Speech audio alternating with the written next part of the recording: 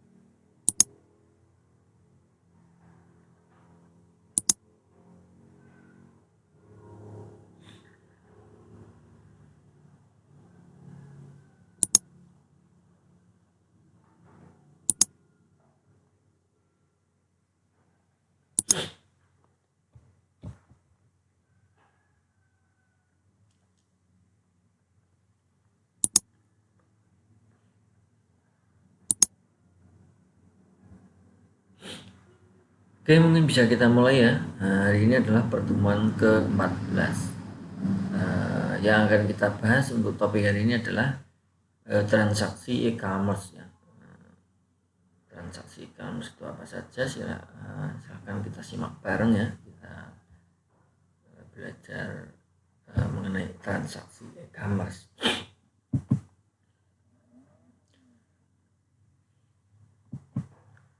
Untuk tipe transaksi e-commerce itu ada beberapa ya, ada open market, kemudian aggregation, integration, dan alliance. Di sini adalah yang akan kita bahas mengenai e-commerce ini ya. Sebentar.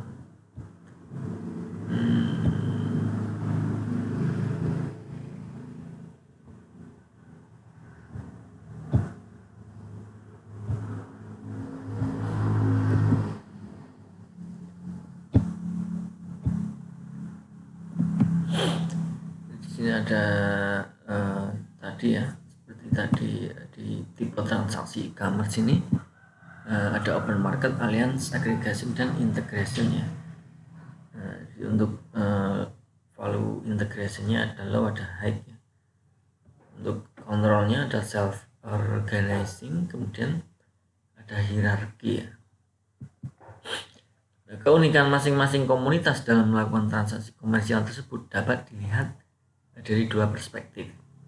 Aspek kontrol atau kontrol menggambarkan apakah dalam komunitas tersebut ada satu atau beberapa entiti yang memimpin dan mengkontrol terjadinya transaksi bisnis atau tidak.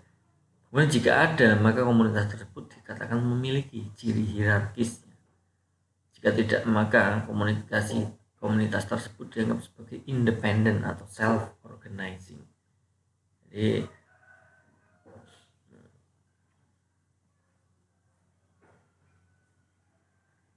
jika komunitas tersebut memiliki entiti ya yang memimpin dan mengontrol terjadinya transaksi, jika ada, maka komunitas tersebut dikatakan memiliki ciri hierarkis ya, yang menggambarkan satu beberapa entiti yang memimpin. Jika ada, maka komunitas tersebut dikatakan memiliki ciri hierarki. Jika tidak, maka komunitas, jadi kalau ada itu di situ berarti bisa dikatakan ada suatu kepemimpinan atau semacam organisasi. Dan jika tidak, komunitas tersebut sebagai independen ya atau self-organizing. Aspek ketergantungan proses value integration menggambarkan apakah dalam komunitas yang ada terdapat hubungan ketergantungan entiti yang sangat erat atau high atau atau tidak ya, atau low. Jadi untuk komunitas terdapat hubungan ketergantungan itu disebut high, atau jika tidak ada terdapat hubungan ketergantungan berarti masuk tidak atau low ya. Komunitas bisnis elektronik. Yang pertama ada open market community. Komunitas ini merupakan versi elektronik dari pasar tradisional Agora, di mana para penjual dan pembeli bertemu secara langsung untuk mengadakan transaksi pertukaran barang atau jasa. Adalah open market community ya. Komunitas merupakan versi elektronik pada pasar tradisional pada zaman dulunya mungkin. Nah, seperti ini untuk gambarannya ya. Ini adalah pembeli kemudian ada penjualnya. Nah, seperti ini kira-kira ya. Dan yang kedua ada aggregation community. Pada komunitas ini biasanya sebuah perusahaan berfungsi sebagai pemimpin atau mediator dalam proses transaksi elektronik yang terjadi antara produsen dan konsumer ya, atau produser dan konsumer, penjual dan pembeli. Jadi hanya sebagai penghubung, misalkan bisa untuk aggregation community ini banyak ya, untuk jual beli online sebagai penghubung, misalkan sebagai contoh saja Bukalapak ya. Jadi Bukalapak itu sebagai penyedia, kemudian untuk antara penjual dan pembeli itu bertransaksi di Bukalapak. Nah, itu sebagai contohnya aggregation community. Nah, seperti ini ya. Jadi ini misalkan saya contohkan Bukalapak, kemudian ada penjual, kemudian ada pembeli. Jadi dia sebagai mediatornya, sebagai penghubungnya antara penjual dan pembeli tersebut dalam bertransaksi. Karena apa? Untuk keamanan. Misalkan kita pembeli membayar ke Bukalapak, kemudian Bukalapak akan menghubungkan ke pembeli untuk mentransfer ke hasil dari penjualan tersebut ke pembeli, ke penjual ya, penjual. Seperti itu ya, paham ya? Paham. Jadi ada value chain community. Nah, kata value chain di sini berasal dari konsep rantai nilai yang diperkenalkan oleh Michael Porter. Dalam konsep keunggulan kompetitifnya yang terkenal disebut sebagai competitive advantage. Porter menjelaskan bahwa aktivitas penciptaan suatu produk atau jasa harus melalui suatu urutan proses tertentu. Dikatakan olehnya bahwa sebuah perusahaan akan memiliki keunggulan kompetitif bila manajemen berhasil memiliki rantai proses yang paling efisien. Seperti halnya pada komunitas aggregation yang seperti tadi ya. Itu adalah value chain community. Nah, seperti ini gambarannya ya, antara penjual dan pembeli, integrator di sini sebagai mediator, sama halnya seperti tadi untuk aggregation. Kemudian ada alliance community.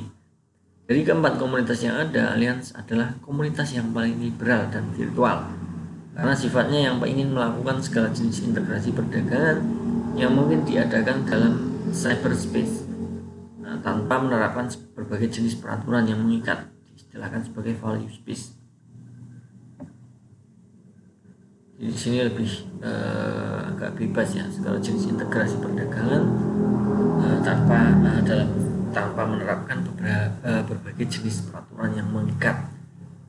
Mungkin untuk keamanannya bisa dikatakan kurang ya. Ini untuk value space-nya seperti ini.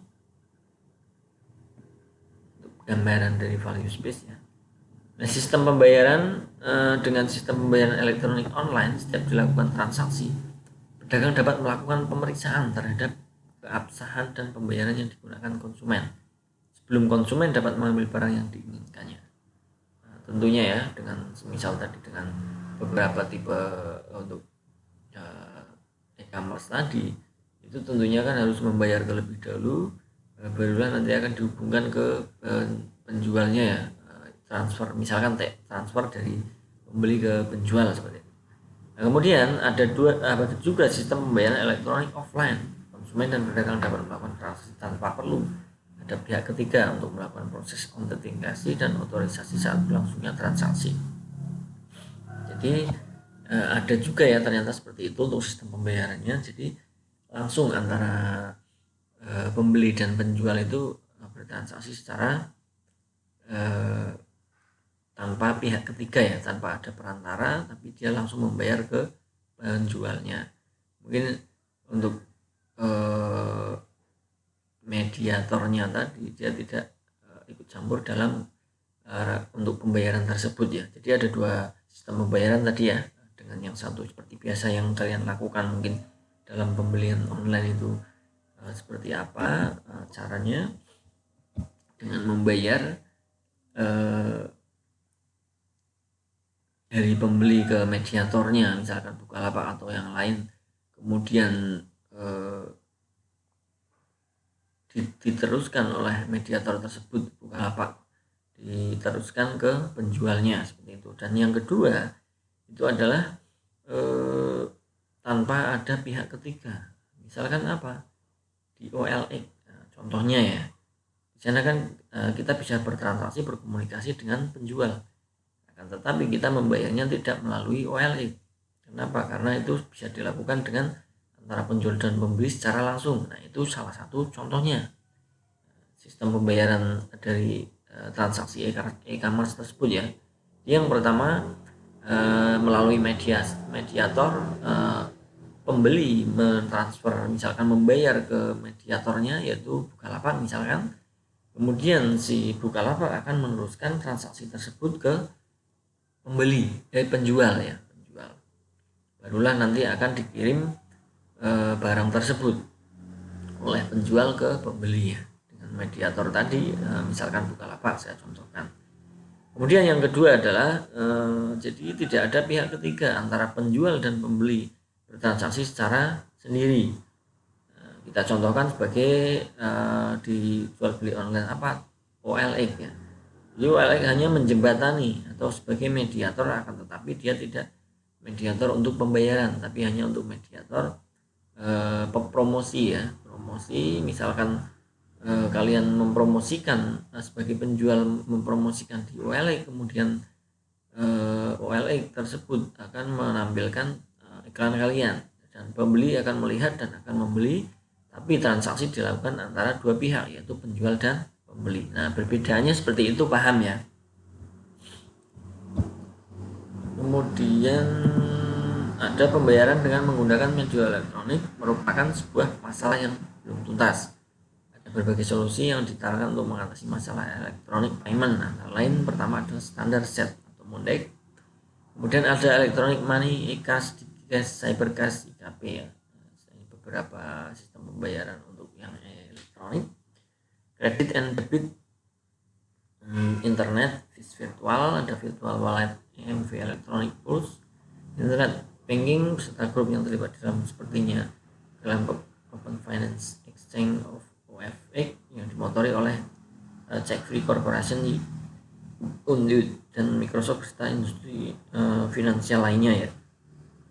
Kemudian ada stock and trading, Smart Card, Introduction, Klik, ISO 7816 serta seluruh bagian 4. Ini adalah berbagai solusi yang ditawarkan untuk mengatasi masalah elektronik payment misalkan. Jadi ini sudah ada, bisa dikatakan sudah secure ya, sudah aman untuk dilakukan dalam pembayaran elektronik. Nah, ini yang disarankan ya. Atau untuk solusi bagaimana sih untuk untuk pembayaran yang aman itu, biasanya kan pembayaran takutnya kalau hanya penjual dan pembeli saling transfer kemudian tidak dikirim, nah itu takutnya seperti itu. Nah, bagaimana agar secara aman ya, bisa menggunakan poin-poin di bawah ini. Kalau untuk yang transfer misalkan tadi di Bukalapak tadi itu sudah pasti aman. Kenapa? Karena ada mediatornya. Nah, kalau untuk yang OLX tersebut kita mungkin bisa menggunakan seperti ini ya, karena hanya dua pihak saja yang berkaitan. Takutnya sudah ditransfer belum dikirim, nah itu yang akan menjadi permasalahan. Seperti itu. Solusi dari permasalahan tersebut adalah salah satunya ada beberapa cara, yaitu di poin di bawah ini. Oke, seperti itu ya, nanti bisa dipelajari kembali atau dikembangkan ya mengenai standar set Mondeck itu apa. Ini sebagai PR kalian untuk mencari tahu ya, bisa kalian kembangkan dengan referensi-referensi terkait mengenai solusi yang ditawarkan untuk mengatasi masalah electronic payment. Kemudian ada regulasi issues internet. Nah ini sama ya untuk selanjutnya ada internet economic, internet payment protocol, kemudian micro payment ya.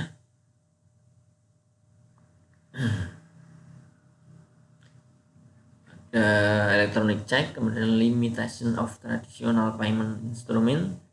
Nah itu adalah beberapa solusi tadi. Silahkan kalian kembangkan atau kalian cari tahu mengenai penjelasan lebih lanjut seperti itu ya.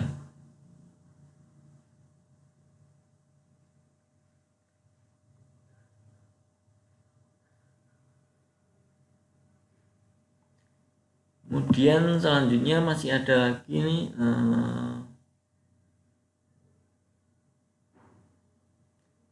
selanjutnya untuk solusi tadi ya mengenai pembayaran, bagaimana untuk solusi pembayaran yang lebih aman tersebut. Ada lagi untuk secure requirement, single key, public, private key, electronic, credit card, kemudian electronic cash, electronic payment card, dan lainnya ya. Seperti itu nanti kalian bisa kembangkan, bisa cari tahu untuk the party payment system itu apa. Silahkan ya, ini sebagai tugas kalian atau PR kalian seperti itu. Oke, selesai ya untuk hari ini. Saya rasa cukup sampai di sini dulu mengenai pembahasan transaksi e-commerce di perkuliahan online kita ya, Universitas Tekom. Mungkin seperti itu saja. Nanti kalau ada yang dipertanyakan silahkan dipertanyakan di kolom komentar atau di kontak saya. Karena waktu ya, saya akhiri untuk pertemuan hari ini. Terima kasih untuk teman-teman semua yang sudah ikut hadir dalam perkuliahan hari ini. Semoga apa yang saya sampaikan bisa dimengerti, bisa masuk, dan bisa kalian kembangkan nanti dalam hal-hal yang belum, poin-poin yang belum saya jelaskan terlalu dalam. Silahkan dikembangkan sendiri ya sebagai PR kalian. Tidak ada tugas, tapi hanya untuk mencari hal tersebut, karena nanti akan saya keluarkan untuk dalam UAS nanti untuk mengenai poin-poin yang belum saya jelaskan. Mungkin ada yang saya keluarkan untuk sebagai soal. Oke, terima kasih. Saya Ari. Wassalamualaikum warahmatullahi wabarakatuh. Terima kasih. Selamat beraktivitas.